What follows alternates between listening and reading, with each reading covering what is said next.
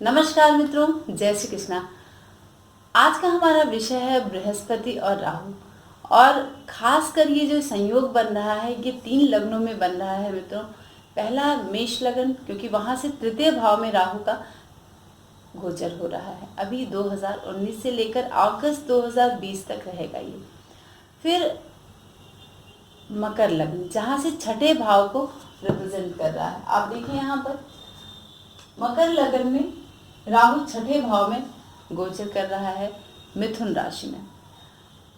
फिर जब हम 11वें भाव की बात करेंगे तो वहां पर हम सिंह राशि की बात करेंगे, सिंह लग्न की बात करेंगे। और वहां से 11वें भाव में वह राहु का गोचर हो रहा है। तो जो मेरा मकसद था ये 3 वीडियो बनाने का, बहुत ही खास, क्योंकि बृहस्पति का क्या है, बृहस्पति अध्यापक हैं, बृहस्पति टीचर हैं। इनका काम ही है पठन पाठन कराना और उसमें रुचि रखना और सलाह देना। ठीक है, बृहस्पति देव सलाह देते हैं। बृहस्पति की जो एक का नेचर है उसमें बहुत ही धार्मिक प्रवृत्ति के और बहुत ही ज़्यादा ये मतलब बुजुर्गों के प्रति एक सम्मान जो होता है वह हमें बृहस्पति से मिलता है। भाई की पत्नी जो है उसको सम्मान देना वो भी बृहस्पति से आता है। जो हम तीर्थ यात्राएं करते हैं, धार्मिक तीर्थ यात्राएं करते हैं मित्रों, वो सब भी हमें बृहस्पति से मिलता है। और उच्च शिक्षा हमें बृहस्पति प्रदान करता है। तो ये सारी कंडीशन जो हमें बृहस्पति देता है, और तो जिसके पास ये सारी चीजें रहेंगी तो क्या वो कभी अपने वसूलों के प्रति या फिर अपनी चीजों के प्रति डगमगा सकता है अपनी लाइफ में? नहीं ना। लेकिन फिर भी बृहस्पति विवाह का कारक है, बृहस्पति विवाह कराता है। और राहु भी विवाह का ही ग्रह है, विवाह कराने वाला ग्रह है। क्योंकि जब राहु की दशा महादशा अंतर्दशा आती है तो ये संभावनाएं बनती हैं हमें कि विवाह बंधन में हम अचानक से बंध जाएं, या फिर उस तरह की पोजीशन आती है कि हम किसी के साथ साझा कर ले अपने आप को। तो ये भी तो एक विवाह का ही अंश है और विवाह की ही प्रक्रिया है। लेकिन आज जो हमारा मकसद है समझाने का, आज जो हम इस वीडियो के माध्यम से आपको समझाने की कोशिश कर रहे हैं, वो है बृहस्पति का अंकुश राहु पर, और किस तरह से आपके जन्म पत्री के अरिष्ट भंग होंगे। इधर अभी जो हमारा विषय है बृहस्पति और राहु, जो एक दूसरे को देख रहे हैं और किस तरह से वह उन पर अंकुश लगा रहे हैं, इसी के विषय में आज हम इस वीडियो को आपको देने जा रहे हैं और यही समझाने जा रहे हैं। क्योंकि जब हम ज्योतिष की बात करते हैं तो बहुत ही गूढ़ और जटिल चीज़ों की हम बात करते हैं, जिसको समझना हमारे दिमाग से परे होता है मित्रों। लेकिन मैं आपको बहुत ही सरल शब्दों में समझाने की कोशिश करती हूँ, उस स्तर तक ले जाती हूँ जहाँ पर आपको बहुत ही आसानी से सब कुछ समझ में आ जाए। तो बृहस्पति देव ने जो अभी 29 मार्च से जो मार्गी होकर जो घर बदला है और धनु राशि में प्रवेश किया है, अपनी राशि में प्रवेश किया है, तो वो किस तरह का प्रभाव हमें प्रदान करेगा, और खासकर जो राहु के ऊपर उसकी दृष्टि पड़ रही है, इसी के विषय में मैं आपको कुछ यहाँ पर बताने जा रही हूँ। तो आप देखें कि मैंने पिछले वीडियोस में बताया है कि मेष राशि के तृतीय भाव में राहु का गोचर हो रहा है। तो यहाँ पर मैंने फोकस तीसरे भाव, छठे भाव और 11वें भाव को बताने की कोशिश की है। मैं तीसरे भाव के विषय में आपको बता चुकी हूँ, जो मेष राशि से तृतीय भाव में राहु विद्यमान है और वहां से नवम भाव में बृहस्पति विद्यमान है, बृहस्पति शनि और केतु विद्यमान है। फिर हम बताएंगे कि मकर राशि, दूसरे नंबर पर मकर राशि आता है, जहां से छठे भाव में राहु का यहाँ पर गोचर हो रहा है। ठीक है, अब छठे भाव पे राहु का गोचर हो रहा है तो तीसरा, छठा और 11वां, ये 3 भाव जो है बहुत ही इम्पोर्टेंट है जहां पर राहु विद्यमान है। और इन 3 लग्न और राशि वाले लोगों के लिए बहुत ही ज्यादा अच्छा और पॉजिटिव करेगा। क्यों करेगा? क्योंकि यहाँ से सप्तम भाव में आप देखें 1 2 3 4 5 6 7, सप्तम भाव में शनि विद्यमान है। शनि यानी आपका लग्नेश, आपकी वाणी, आपका धन व्यय भाव में जाकर बैठ गया है। ठीक है, और फिर यहीं पर बृहस्पति देव विद्यमान है, यहीं पर केतु विद्यमान है। तो बृहस्पति यहाँ पर 29 मार्च से मार्गी होकर धनु राशि में प्रवेश किए हैं और लगभग इनकी जो 22 अप्रैल तक ये यहाँ पर रहने वाले हैं और फिर ये वृश्चिक राशि में 10 तारीख को वक्री हो जाएंगे।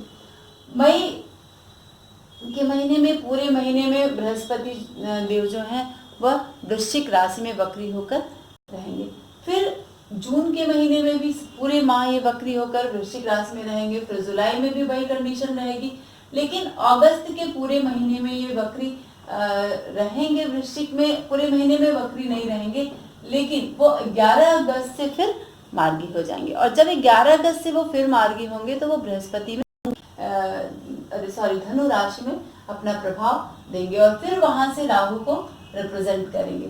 फिर सितंबर के पूरे महीने में भी वृश्चिक राशि में वो मार्गी रहेंगे। फिर यहाँ पर अक्टूबर में भी वही स्थिति रहेगी, लेकिन 4 नवंबर को यह धनु राशि में मार्गी होकर प्रवेश करेंगे मित्रों। तो जब धनु राशि में मार्गी होकर प्रवेश करेंगे तो फिर वो राहु पर अंकुश लगाएंगे। और राहु जो है 18 महीने एक राशि में रहने वाला है, ये तो आप सभी को पता है क्योंकि आप सबने बहुत सारे वीडियोस देखे हैं। तो 18 महीने उसका गोचर होता है एक राशि में, और मिथुन राशि उसकी अपनी राशि है। आप यहाँ पर देखें कि छठे भाव में, यानी अगर आपका लग्न 10 नंबर है, अगर आपकी राशि का नंबर जहाँ पर चंद्रमा विद्यमान है वो 10 नंबर है, तो आपकी राशि और लग्न क्या हो गया? मकर हो गया। ठीक है, अब मकर लग्न और मकर राशि से यहाँ पर छठे भाव में राहु का संचरण हो रहा है, और छठे भाव का जो राहु होता है वो बहुत कुछ देता है, आपको संपत्तिवान बनाता है, आपको कर्म करने के लिए प्रेरित करता है, आपका भाग्य जगाता है। क्यों? क्योंकि आप देखिए यहाँ पर मैंने बहुत सारे वीडियोस में आपको समझाया है कि 10वां भाव ही हमारा हुआ। ठीक है, 10वां भाव यानी कर्म का भाव है, राज्य का भाव है, पिता का भाव है और बहुत कुछ है। यहाँ से आप देखें 1 2 3 4 5 6 7 8 और 9, यानी 9वां भाव, 10वां भाव का ये भाग्य भाव है, और वहीं पर राहु का गोचर हो रहा है प्रेजेंट टाइम में। तो आपको राहु वहां पर बहुत सारी परेशानियों को देने के बाद आपको रिलीफ देता है, यानी बहुत सारे शत्रु को बढ़ा देगा, लेकिन फिर जाके वो उनका दमन करेगा। छठे भाव का राहु यही करता है, बहुत ही ज्यादा अच्छा होता है छठे भाव में राहु को बैठना। आपको चीजों से लड़ने की ताकत मिलती है, आपका पराक्रम बहुत ज्यादा प्रबल हो जाता है, और आपका जो कर्म का जो क्षेत्र है वहां पर आप बहुत संघर्ष करते हैं। जैसे हम कहते हैं ना, प्रतियोगिता परीक्षाएं जो है वो हम यहीं से देखते हैं, छठे भाव से ही। सफलता के लिए जब हम देखते हैं, विचार करते हैं, तो हम द्वितीय भाव, छठा भाव और दशम भाव, एकादश भाव को देखते हैं, तो ये ज्यादा हमारे लिए इम्पोर्टेंट होता है। लेकिन कर्म क्षेत्र को भी लेकर उसका भाग्य है नवम भाव, यानी कर्म क्षेत्र से ये नवम भाव पड़ा, और यहाँ पर जब राहु बैठ गया तो यहाँ पर उसने आपको परेशानियों में डाल दिया है। ठीक है, बदनामी के चांसेस बना दिए। अभी जब ये कर्क राशि में इसका संचरण हो रहा था राहु का, तो इसने बदनामी दी, इसने रिलेशनशिप दिया, इसने कटुता प्रदान की आपके रिश्तों में। तो यहाँ पर अब छठे भाव में बैठकर जो भी चीजें उसने दी हैं आपको पिछले अभी ट्रांजिट में, वो सब कुछ को वो बैलेंस करने के लिए आया है। ठीक है, यहाँ पर मैं बहुत आपको बारीकी यहाँ पर समझा रही हूँ। और आप देखिए कि जब गुरु मार्गी होकर धनु राशि में आया है इस अप्रैल के महीने में, तो ये देखिए कि कितना कुछ पॉजिटिव देने आया है। तो जब हम अपने शास्त्रों में जब हम ये देखते हैं कि अरिष्ट भंग कैसे होता है कि जब राहु पर बृहस्पति का प्रभाव पड़ता है या फिर शुभ ग्रह का प्रभाव पड़ता है, शुक्र है, बृहस्पति है, शुभ बुध है या फिर शुभ चंद्रमा है, इन 4 ग्रहों का जब प्रभाव पड़ता है तो अरिष्ट भंग हो जाता है। तो ये जो छठे भाव का अरिष्ट आपको अप्रैल के महीने में, फिर नवंबर में, फिर यहाँ पर अगस्त के महीने में अगर जो आपको प्रदान, लगभग 4 महीने बकरी रहने के चांसेस यहाँ पर बन रहे हैं बृहस्पति के। तो 4 महीने में जब वो बकरी रहेगा तो कहीं ना कहीं से वो प्रभाव आपको राहु पर बृहस्पति का रहेगा। लेकिन जब नवंबर में वो धनु राशि में जाएगा 4 नवंबर को, फिर वो अगस्त तक राहु को प्रभावित करेगा, क्योंकि 18 महीने राहु वहां पर रहने वाला है। अगस्त 2020 तक राहु यहाँ पर भ्रमण करने वाला है और बृहस्पति की यहाँ पर दृष्टि पड़ रही है। तो अभी जो खास जो अप्रैल के महीने में आपको ये शुभता वक्री होकर बृहस्पति मार्गी होकर देने जा रहा है, उसको आप बहुत ही शुभ चीजों में पाएंगे, क्योंकि जो आपका मकर लग्न है तो मकर लग्न में जब आप देखेंगे तो आपका तृतीयेश जो है वह बृहस्पति हो गया, यानी आपके पराक्रम का जो स्वामी है वो बृहस्पति है और वो आपके राहु को यहाँ पर सप्तम भाव इसमें बैठकर, राहु से सप्तम में बृहस्पति बैठकर उन दृष्टि से यहाँ पर देख रहा है। और एक बहुत ही खास संचरण और होने जा रहा है अभी जो अप्रैल के महीने में 15 अप्रैल से मीन राशि में शुक्र ने प्रवेश किया है, तो मीन राशि उसकी उच्च की राशि है और वहां पर बुध नीच होकर यहाँ पर आएगा, वो भी 11 अप्रैल से मीन राशि में बुध का संचरण होगा। तो यहाँ पर वो आपके नवम भाव को देखेगा, ठीक है। बुध अपने घर को देखेगा तो यहाँ पर एक शुभता प्रदान करेगा और फिर शुक्र भी आपके भाग्य भाव को देखेगा, क्योंकि ये आपके कर्म का स्वामी है शुक्र और यहाँ पर उच्च होकर आपके पराक्रम में बैठ गया और आपके नवम भाव को यहाँ पर देखेगा और वो आपका पंचमेश भी है। तो जो इधर उधर आपने दिमाग लगाया था राहु के रहने पर सप्तम भाव में, और राहु ने 7 मार्च को यहाँ पर जो ट्रांजिट किया है, तो उसके जो विचार आपके बहुत सारा कुछ आए थे या फिर आपके शत्रुओं ने जो भी षड्यंत्र रचा था आपके खिलाफ जो आपने लोगों को जो वाणी से जो आहत किया था, उस पर अंकुश लगाने के लिए बृहस्पति अप्रैल के महीने में यहाँ पर आ गया है। जब बृहस्पति वक्री होकर यहाँ पर दृष्टि डाल रहा है राहु पर, तो यहाँ पर वो आपको कंट्रोल कर रहा है। क्यों? क्योंकि बृहस्पति का काम क्या है? बृहस्पति सलाहकार है, बृहस्पति पठन पाठन का कारक है, उच्च शिक्षा का कारक है, अध्यात्म का कारक है, विचारों का कारक है।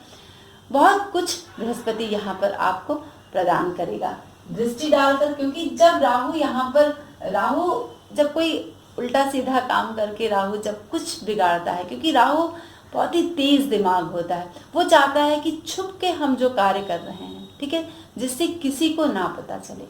लेकिन फिर भी राहु की कंडीशन ऐसी होती है कि वह आग की तरह लोगों को पता चल जाता है। जैसे हम बदनामी की बात करते हैं, वो भी राहु की कंडीशन इसी तरह से बनती है कि कुछ अचानक से चुप से हमें काम हो गया और हमारी बदनामी हो जाती है, ठीक है। लेकिन की जो दृष्टि पड़ रही है वो यहाँ पर राहु को खराब काम नहीं करने देगा और अपनी दृष्टि से एज ए सलाहकार, एज ए शासन आप कह लीजिए, वो उस तरह की कंडीशन वो राहु के लिए बनाएगा। राहु पर दृष्टि डालकर एक जो लगाम जो खींचने वाली जो बात होती है, वहां पर ये बृहस्पति देव यहाँ पर देने वाले हैं। अभी तो अप्रैल के महीने में बहुत ही खास प्रभाव देंगे,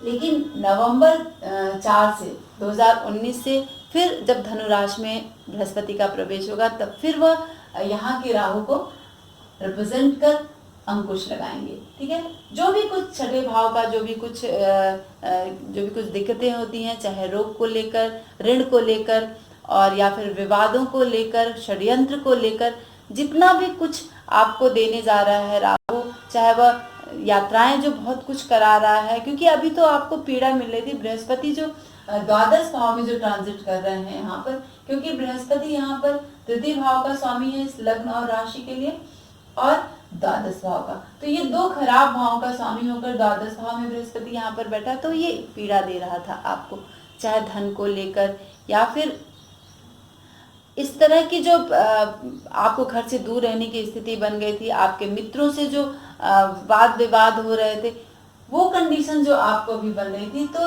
राहु, क्योंकि ये छठे भाव से ही ज्यादा कुछ यहाँ पर प्रभाव पड़ रहा था, तो अब छठे भाव पर जब राहु बृहस्पति की जो दृष्टि बनेगी वो बहुत ही ज्यादा अंकुश वाली होगी। तो आपको जो कुछ आपको पीड़ा हो रही है, जो कुछ चाहे वो धन को लेकर, व्यवसाय को लेकर जो कुछ भी प्रॉब्लम आने वाली है, वहां पर ये आपको बल प्रदान करेगा। आपके सौभाग्य में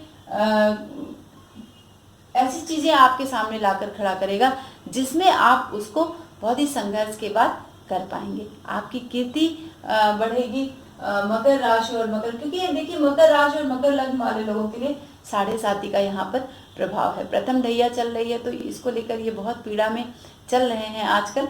लेकिन फिर भी बृहस्पति जब राहु पर दृष्टि डाल देगा तो आप शत्रुओं पर विजय मिलेगी। शत्रु का क्या मतलब होता है? शत्रु का मतलब होता है कि चाहे वह हमारे विभागीय शत्रु हों या फिर हमारे पारिवारिक शत्रु हों या फिर किसी तरह के शत्रु हों या फिर रोग, ऋण, आलस्य जो कुछ भी है वो भी तो हमारा शत्रु है। इन सब पे आपको विजय मिलने जा रही है मकर राशि और मकर लग्न वाले लोग। अप्रैल के महीने में आपको थोड़ा सा सुकून मिलेगा। आपको जो कुछ भी प्रॉब्लम क्रिएट हो रही थी, इधर उधर जो भी प्रॉब्लम आ रही थी, तो राहु जब छठे भाव में आ गया है और यहाँ पर बृहस्पति की जो दृष्टि है, शुभ अंकुश जो लग रहा है, वह समस्त अरिष्ट का भंग करेगा। आपके मन में एक डर सा था कि कहीं हमारे साथ कुछ बुरा ना हो जाए, लेकिन लास्टली वो आपको संभाल लेगा बृहस्पति, और वहां पर आपको एक सलाह के तौर पर आपको बताएगा कि इस तरह से आपको आगे चलना है, क्योंकि आगे अभी 7.5 साल मकर राशि वाले लोगों पर रहेगी।